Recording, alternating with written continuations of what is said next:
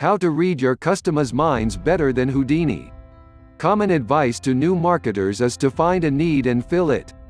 Better advice is to find a want and fill that, since people more readily spend money on things they want than they do on things they need. After all, no one needs an expensive car.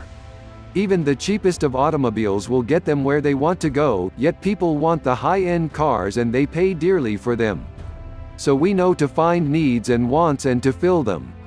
And we've all been told to do surveys or haunt forums to find out what these needs and wants are.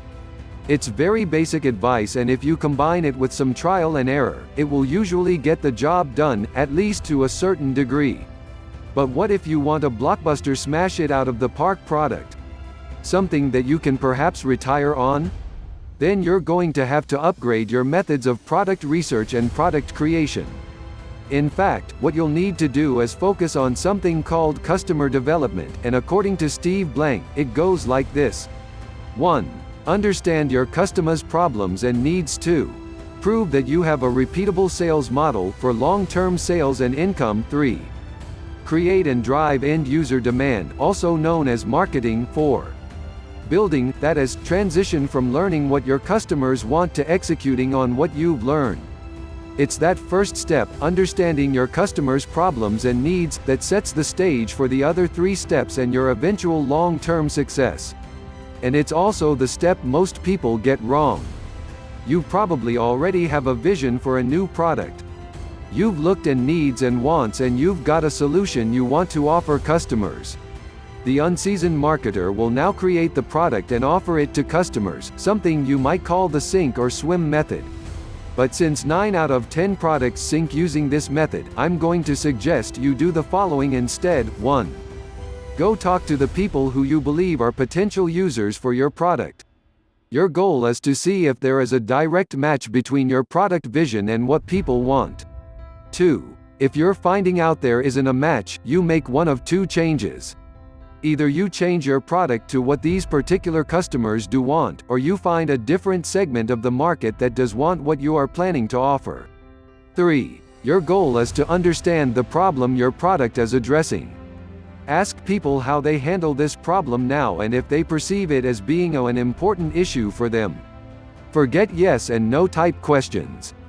Instead, ask open-ended questions such as, New, if you could change anything about the way you deal with this problem, what would it be? New, how do you currently solve this problem? New, can you describe the problem in your own words? New, have you tried other solutions?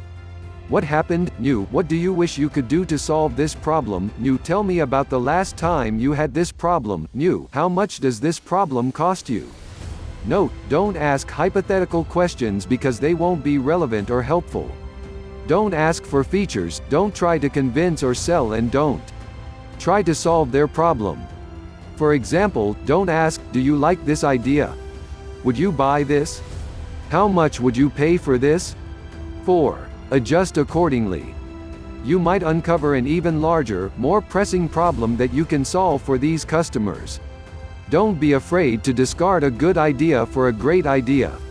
In other words, don't chase after crumbs if turning in another direction will provide a feast. 5. Build, measure and learn, but not necessarily in that order. Figure out what you need to learn. For example, will people use your XYZ service if it's free? Then figure out how to measure that. In this case, you can track sign-ups for a beta service you will be introducing. Then you decide what you need to build. And in this case, all you need is a landing page to sign people up, with either a description or a video showing what your service will do. 6. Notice you can do all of this without actually creating your product or service first. Odds are you're familiar with Dropbox. When Dropbox was first presented to the public, it was simply an idea presented in a video. It wasn't working, and in fact there wasn't even a prototype yet. But the interest received from potential customers was massive, enough to tell Drew Houston that he should indeed go ahead and build Dropbox. Good thing he did. 7. If you went to that page, you noticed that Dropbox was started as a minimal viable product. That is, the absolute minimum was done on the product itself to assess the market.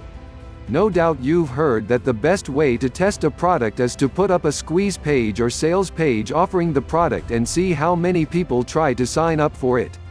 Then on the next page you reveal that it isn't available yet, but you will let them know when it is. This might seem like cheating, and it is. What you're cheating is failure by assuring yourself that you do indeed have a product idea that will sell before you ever build it. 8. Still confused on what a minimal viable product is? A minimal viable product isn't always about creating a minimal product, but it is about learning what you need to know to make your product successful. It might be a working prototype, a mock-up, or a video that simulates your future product.